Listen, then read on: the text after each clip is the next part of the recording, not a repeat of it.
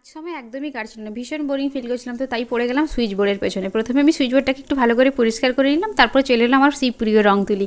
তো রং তুলি দিয়ে ঘাটাঘাটি করতে আমার তো প্রচণ্ডই ভালো লাগে, ছবি আঁকতে এমনিতেই আমি খুব ভালোবাসি। তো তারপর ভাবলাম একটা সুইচ বোর্ডের পাশে কিছু ড্রয়িং করা যাক। তো কী ড্রয়িং করবো ভাবতে ভাবতে অনলাইনে কিছু দেখলাম, তো কোনো কিছুই পছন্দ হয়নি, তাই নিজের মনের মতো একটা গাছ এঁকে ফেলেছি।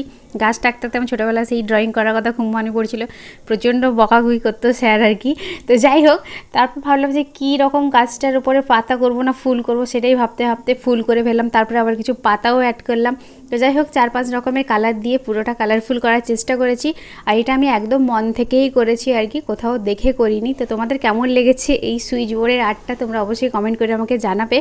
আর এখন আমি টাইম পেলে এখন একটু রং দিয়ে এইসব কালার করা শুরু করব। আগে প্রচুর করতাম এই ধরনের কাজ, এখন সময়ের অভাবে করাই হয় না। তো যাই হোক, চিনিকে নিয়ে প্রচণ্ড ঝামেলার মধ্যে এইটুকু কাজ করতে পেরেছি। কেমন লাগলো কমেন্ট করে জানিও। দেখা হবে নেক্সট কোনো মিনি ব্লগে। টাটা।